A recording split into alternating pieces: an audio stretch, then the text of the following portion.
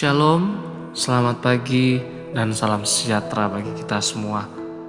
Bapak Ibu yang sekasih dalam Tuhan Yesus Kristus, pada pagi hari ini sama-sama kita akan mendengarkan renungan singkat yang terambil di dalam kitab 2 Raja-Raja 4 ayat 1 sampai dengan yang ke-7.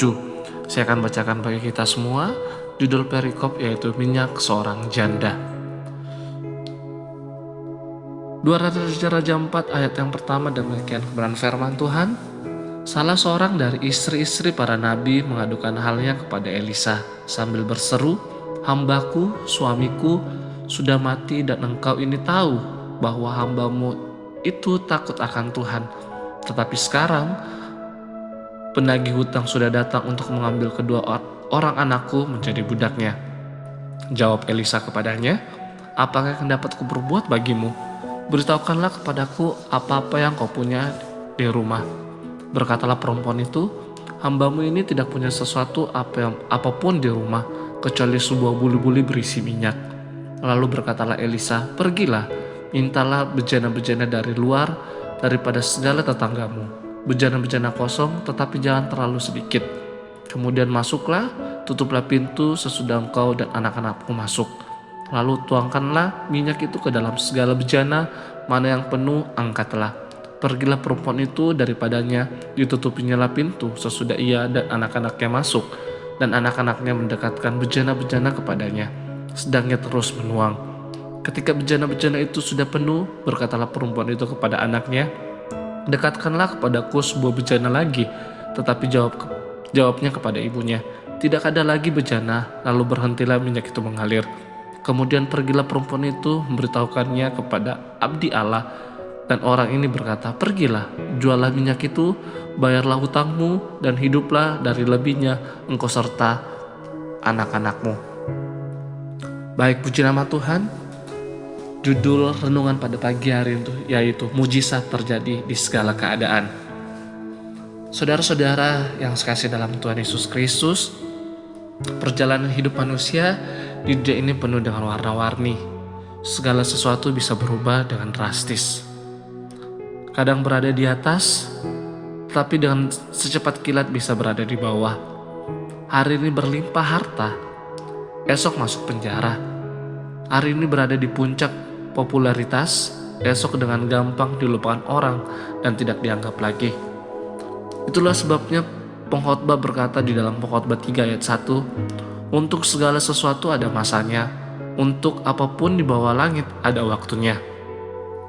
Ada suka dan duka, sakit dan sehat, tertawa dan menangis, menabur dan menuai, berhasil dan gagal. Namun yang pasti, dalam setiap keadaan, Tuhan sanggup membuat segala sesuatu indah pada waktunya. Tuhan dapat menghadirkan mujizat dan kemenangan dalam situasi yang bagaimanapun, yang secara manusia adalah mustahil, tapi bagi Tuhan tidak ada yang tak mungkin." Bapak Ibu yang sekasih dalam Tuhan Yesus Kristus, ada kisah seorang wanita yang mengalami pergumulan sangat berat.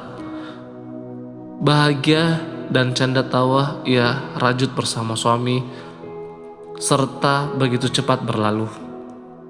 Berganti kepedihan penderitaan.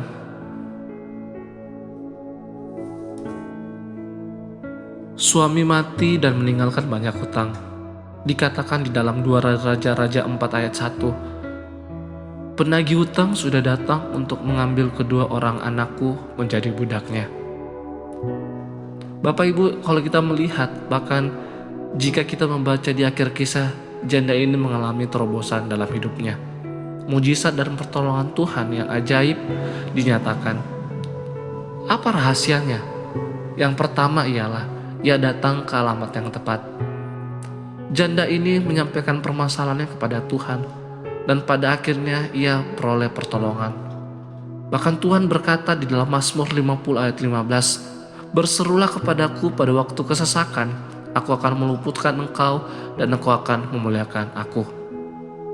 Inilah yang dilakukan oleh seorang janda itu. Dan rahasia yang kedua, ia bertindak dengan iman. Sedikit minyak berubah menjadi banyak ketika janda itu mau melakukan apa yang diperintahkan Elisa. yaitu meminta bejana-bejana dari tetangganya. Perintah itu sungguh tidak masuk akal, tetapi ketika kita mau taat, itulah permulaan dari mujizat. Iman harus disertai dengan perbuatan. Saudara-saudara yang sekasih dalam Tuhan Yesus Kristus, peristiwa yang terjadi dalam hidup kita tidak pernah lepas dari perhatian Tuhan. Terkadang itu diizinkan karena ada rencana Tuhan di balik itu, yaitu namanya dimuliakan melalui kita. Karena itu yakinlah masih ada mujizat di segala keadaan kita. Sama-sama kita berdoa.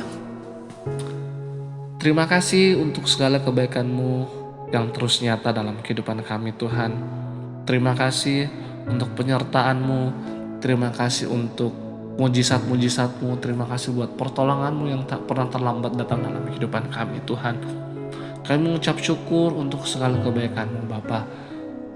Hanya ucapan syukur yang kami naikkan kepadamu Tuhan. Terima kasih Bapa, terima kasih Tuhan, terima kasih Allah Roh Kudus.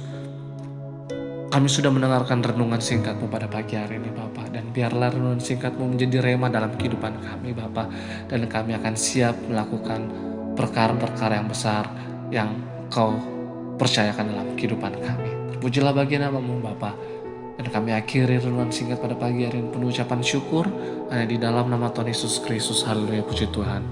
Amin. Selamat pagi, Tuhan Yesus memberkati.